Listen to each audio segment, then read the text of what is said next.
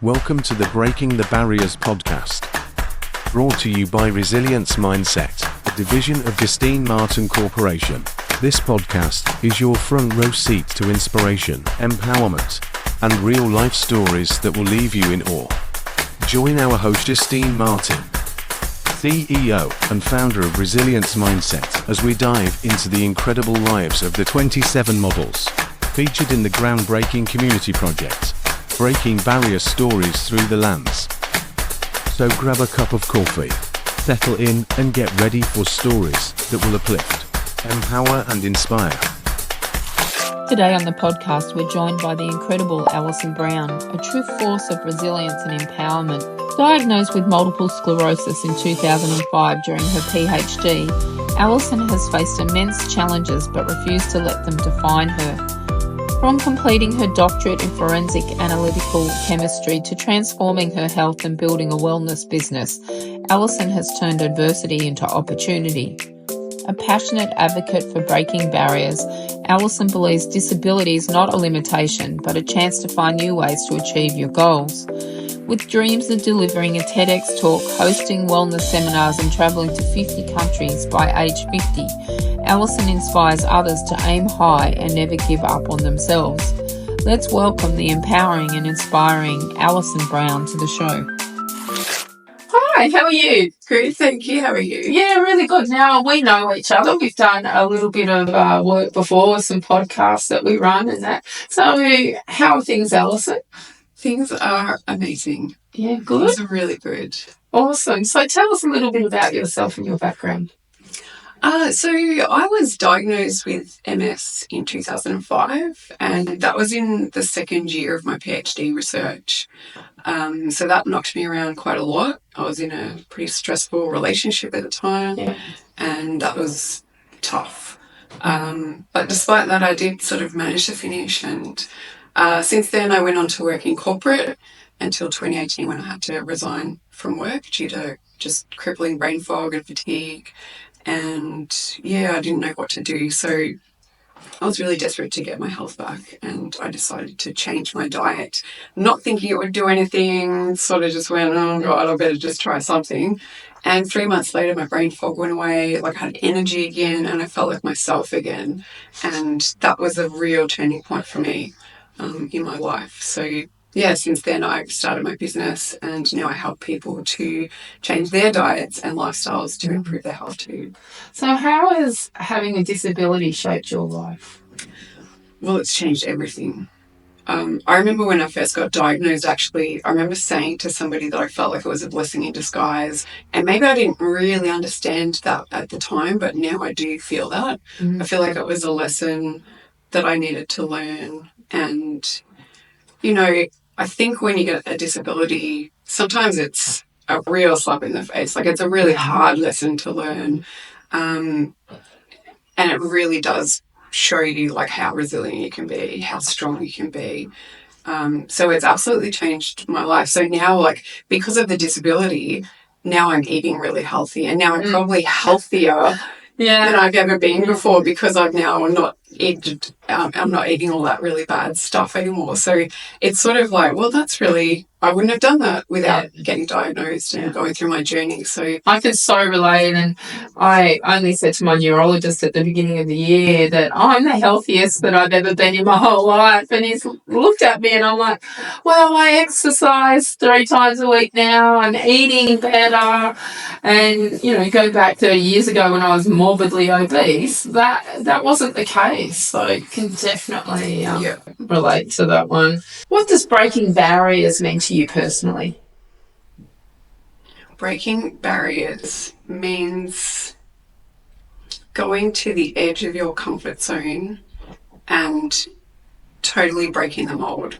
Like going against everything that you've ever learned as being the box that you sort of live in, and doing what everyone else expects that you can't do. I think that's one of the things with disabilities, is that it is called disability, like you can't do something. And I think for me, breaking barriers is really about showing people that despite this disability, like there's so much that we can give to the community. There's so much ability that we there is still so have. much ability, and I think it's really about breaking the mold, breaking the stereotype. Yeah. That's what breaking barriers is to me. Awesome. So can you describe a time where you felt particularly empowered? I think this stage in my life, like right here today, the person that I am today, I feel more empowered than I've ever felt in my whole life. I've been on a lot of personal growth since the start of this year, and it's really stepped me into being the person that I am and not being the person that everybody else thinks I should be. Yeah. And that's a big change. So that's probably, you feel the most empowered because you feel like the most like yourself, like your real self. So yeah, I'd say that that's probably one of my most empowering moments. Yeah. Congratulations on that. Thank you. Are you loving the podcast so far? Imagine the possibilities if you had Justine Martin guiding you through your writing journey. Whether you're crafting your next big book or perfecting a personal project, Justine's expertise can elevate your work. Don't miss out on the chance to work with a seasoned pro, ready to take your writing to the next level. Message us today and let's make your writing dreams come true. What role has your support system played? I think particularly early on, I had a lot of relapses in the first 3 years, and my support system, like I needed to be taken to appointments because I couldn't walk and I couldn't drive, and particularly my mum, she would be driving me to all different appointments and everything. The support that they gave me at that time was absolutely critical. And now, because I'm doing better, my support network is less, like I'm less reliant on them. So it kind of fluctuates, doesn't it? Because MS comes in ebbs and tides and remitting, relapsing. And so when we're relapsing, we need that more support around us. Absolutely. Yeah, for sure. And like they're just critical. Like obviously your family and friends and, I don't have support workers, but support workers, anybody that can actually give you a hand.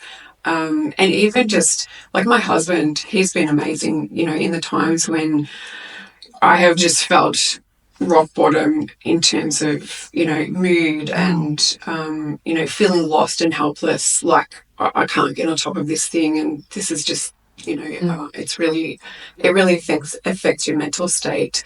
He's been amazing to just support me through that and just be there, just be there. Don't give me advice on anything. Just be there, listen to me, whatever it is. So yeah, it's really, really important. Yeah, 100% on that one. What's one of your proudest achievements? I would say probably finishing my PhD. So what's your PhD in? My PhD is in forensic analytical chemistry. So what does that mean? Great question. I don't even know myself. Well, look, my PhD title was Investigations into Manganese for Chemiluminescence. Oh, well. I know. So I was looking at the reactions of various illicit drugs with a particular reagent to produce light. So think of glow sticks. Yeah. You get a glow stick and you crack it, you mix the two chemicals together and it produces light. Well, that's the same, basically, the theory that was behind my research. Wow, that's incredible. It sounds more interesting than it was. But yeah. For someone who's got an acquired brain injury now, it's like, oh no, that's beyond my pay grade. Well, just imagine getting diagnosed with MS and having brain function difficulties and trying to get work like that done. Like I had chronic fatigue at the time and just brain fog and fatigue, and I was like, I don't know how I'm going to do this. And so this is the thing, like then they call us disabled. Yeah, we have to work twice as hard than everyone else to do basic things. Yeah. And look, it would have been really easy to quit. Yeah. It would have been really easy to quit. And there's always been this little voice inside my head that's like, are you going to be that person? Are you going to be a quitter? And I go, I just can't do it. And so I did. And I just kept working at it. And it took me longer. How long did it take you? I think all up it took me about 6 years. That's a lot of time. I think. Yeah. It was yeah, anyway, I can't quite remember, but I knew that it was more time than what most people would. I think by the time... Did they give you an extension or something on it? Yeah, I did get an extension. Actually, at the time, no, I didn't get an extension on my PhD, but I did have to get a job because my PhD funding was for 3 years and it ran out. And it was running out, and I was like, well, I'm sick and I can't do the work I need to do. And so I had to get a job at the university to basically pay my rent. And so what job was that? So I was working as a laboratory technician in the science area as well. So trying to do my PhD part-time, doing this job full-time, and, you know, with a disability, it's like, oh my gosh.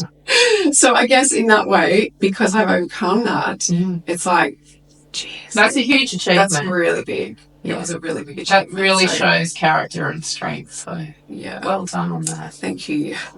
Have you ever thought about writing your own book? Join the Morpheus Publishing Writing Group program and turn your dream into reality. Contact Morpheus Publishing today and start your journey to becoming a published author. So what goals do you have for your future? Oh, big goals. Yeah. Big, hairy, audacious goals. Why not? Awesome. Why not? Look, I've got ambitions to be doing a TEDx talk. Yeah. I want to be running wellness seminars basically across, like, nationally, if not internationally. I've got so much stuff that I want to be able to do, and I want to travel. I want to travel the world. I have now been to 40 countries before I turned 40, or by the age of 40, and I've got big ambitions to get more. Because how old are you now? I'm 42. 42. Yeah. So you got big ambitions before you're 50. Oh, yeah. 50 by 50, here we come. Oh, I can't say that. I can't even do 60 by 60, I don't think. How do you stay motivated despite your challenges? I think it's that little voice inside me. It's always been there. Don't know what it is, but it's part of me that is just like, you can do this, Allyson. You can keep going. You're not a quitter. You are strong. You are resilient. You are amazing. And I think that just always seems to pipe up at the right times, and I go, okay, I can do this. But, you know, even in the down times, the support network that we talked about, you know, obviously having other people to go, you can do this, to pick you up in the times when you really just go, I don't think I can do this. And look, the work that I do now to help other people, that is so motivating, because the outcomes, the health outcomes that they get and they tell me about, like, it's life-changing for them. And then it boosts me up to kind of just keep helping more people. That's right. It. Yeah, that's exactly right. So it's a really exciting space to be in. I just love it. Fantastic. What advice would you give to others facing similar obstacles as of you? Don't give up. Don't give up, because you don't know what you're capable of until you try. And, you know, reach out, get the support that you need, and have those goals, and then just keep taking action to do it, because, you know, life's short and life's difficult sometimes, and we don't want to be held back by these sorts of things and not have a quality of life that we go, wow, I did that. Yeah. Because, you know, nobody wants to be on their deathbed with regrets about having not done what they, you know, wanted to do. So, just never give up on yourself. Good advice. What misconceptions about disabilities do you wish to dispel? Well, I think often people think that disability really is disability, and that it's a burden on society. And in my view, I think of people with disabilities as being snowflakes, because they're all beautiful and they're all absolutely unique. And despite their differences, and, you know, that maybe they're different than you and I or anybody else, that's okay. Yeah. That their uniqueness is what makes them absolutely remarkable. 100%. And that they can contribute in their own way to bringing joy and fulfilling some sort of need in the community to fit, because everybody has a skill and everybody has a reason. And so I suppose maybe that's what I'd like to sell. Why is it important for you to participate in this photo shoot, in this project? Because I want to show that disability doesn't have to look always like somebody in a wheelchair or somebody that's really, physically disabled, and that there is hope to be able to improve things and be able to live a really quality life despite having disability. Yeah, 100%. And it's super fun to be cool. Yeah, thanks for that. I mean, I think the international sign for disability is someone in a wheelchair, and I know that there are certain countries that have been trying to change that logo. And, when we park in disabled car parks, for instance, because we get out and we don't have that wheelchair, I'm sure you get abused as much as I get abused. I have. I remember a specific incident where I was going into a particular car park, and there was a guy that was monitoring the people coming in, and he said, "You can't park there." And I said, "I've got a disability sticker." And he's like, and he sort of kept mumbling under his breath, and he sort of walked up and watched me as I parked in there, and I got out of the car, and I could see him just going, "Oh, you don't have a bloody disability." And he was really judging me, and I felt really awful that I parked there because I couldn't walk that far and I needed to go into work. And it just made me feel really bad, because it made me feel like I didn't have the right to be parking there because he had judged me that I didn't have a disability, because I've got an invisibility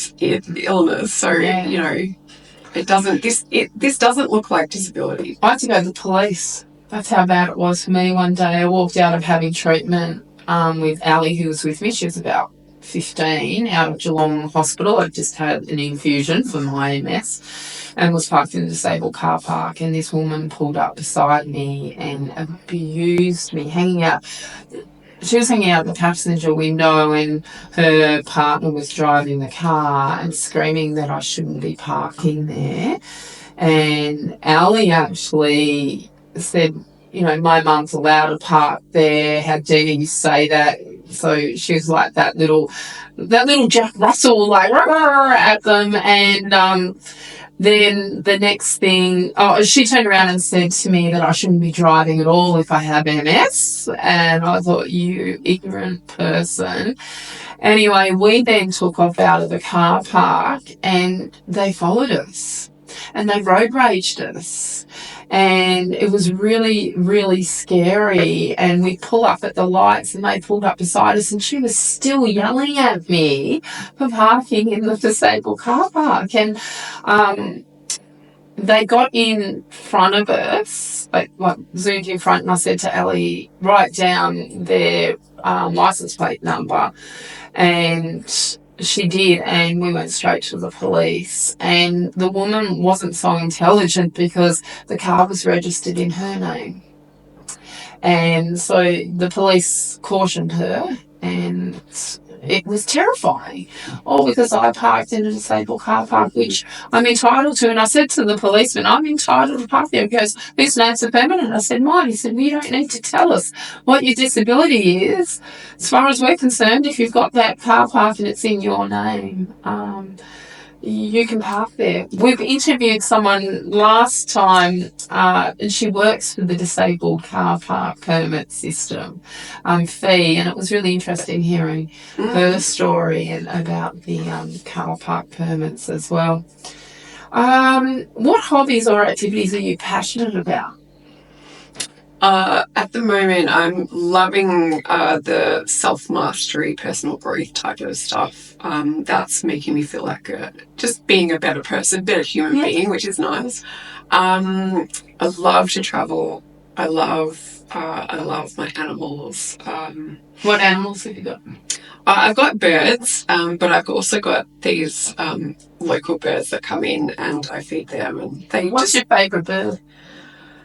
I don't know that I have a favourite. I love anything that you can build trust with, like a wild animal. Yep. I really love that feeling of building trust. But anyway, I love painting. I haven't done it in a while, but I do love painting.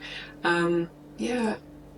And what message would you like to share with the world through this project? I guess if I was to just leave some parting words, it would be to aim high, follow your dreams, and never give up on yourself. Good words of advice. Thanks for your time.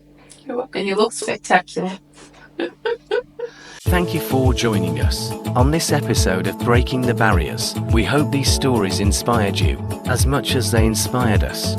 Stay connected and keep the conversation going by following us on social media at Resilience Mindset. We'd love to hear your thoughts and see how these stories resonate with you. Don't forget to subscribe to our podcast today so you never miss an episode. Together, let's continue to celebrate resilience, diversity, and the power of storytelling. Until next time, stay strong, stay inspired, and keep breaking those barriers.